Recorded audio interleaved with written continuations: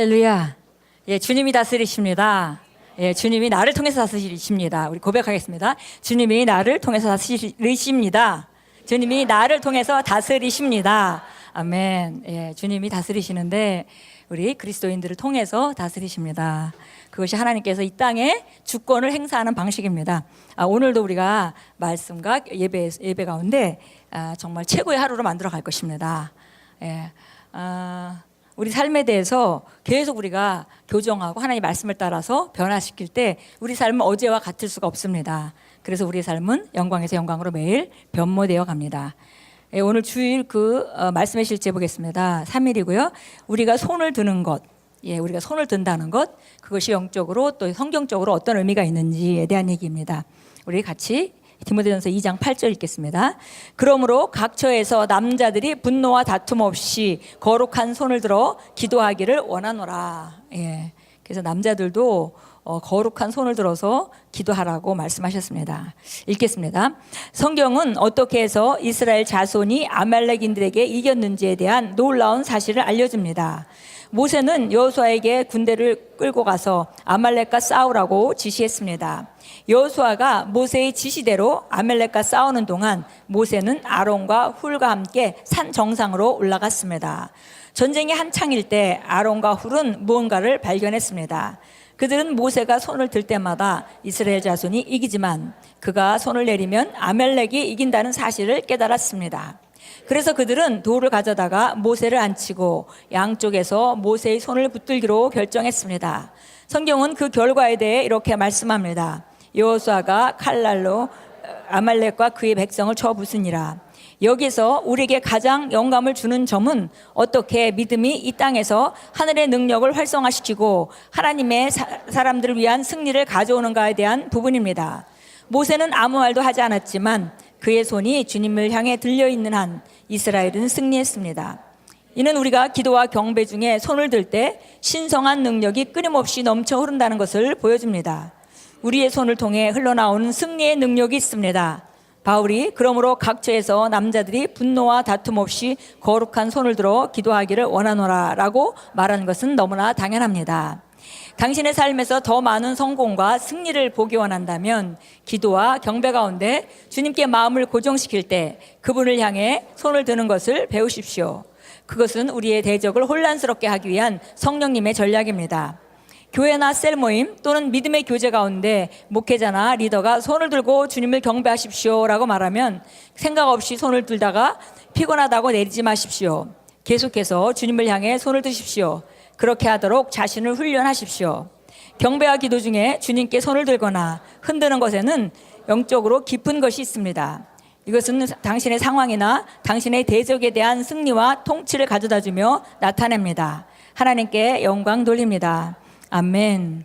예, 우리가 손을 드는 것에 대해서 말했습니다. 그래서 보니까 우리가 찬양하면서 손을 들죠. 그래서 처음에 손을 안 들어보신 분은 처음에 손을 들기가 참 힘듭니다. 그러나 우리가 한번 믿음으로 손을 들기 시작하면 그 후에 이제 쉽게 들 수 있어서 자연스럽게 손을 드는 사람이 되는데요.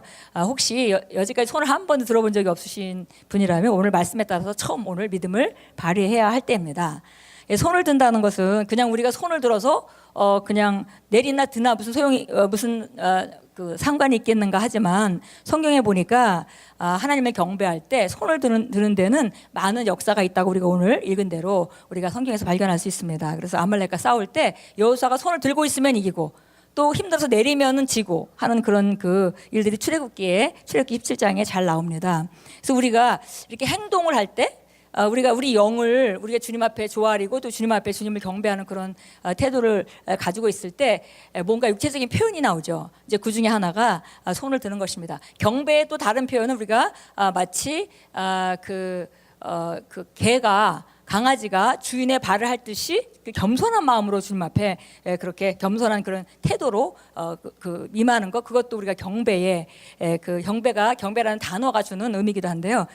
그 중에 하나가 손을 드는 것인데요. 손을 들 때 우리 영에도 무슨 일이 일어나고 우리 영은 활성화돼서 뭔가 하나님의 임재가 밖으로 흘러나가는 그런 중요한 통로가 된다는 것입니다. 우리가 하는 행동에는 이유들이 있죠. 그래서 특별히 이제 공통적인 그런 행동들이 있습니다. 우리 안에 있는 진짜 나는 속사람인데 속사람이 겉사람을 통해서 표현되기 때문에 우리가 겉사람의 행동이 굉장히 중요한 것입니다. 그래서 우리 아이가 우리 그 손녀가 태어나서 이제 8개월 됐습니다. 근데 처음에는 인지도 없고 몸도 마음대로 안 움직이고 하니까 따로따로 다 놀고 그렇게 하더니 조금씩 계속 발전하는 거예요. 그래서 이번 주에는 안 하던 행동을 했습니다. 그래서 제가 이제 그 행동을 보면서 얘가 안에 얼만큼 인지력이 늘어나고 있는지 또 자기 그 육체를 통제하고 있는지 이걸 볼 수 있습니다.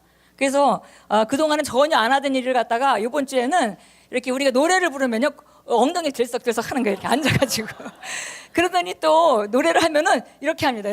거기다 맞춰가지고 그래서 누가 가르쳐준 것도 아닌데 자기 안에 있는 그 흥을 갖다 표현하는 방법이 그렇게 나타나는 것 같습니다.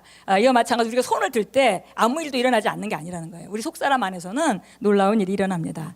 시편 142편 2절에 이렇게 말합니다. 내 기도가 주 앞에 향처럼 놓이게 하시며 나의 손을 들어 올림이 저녁 희생제 같게 하소서.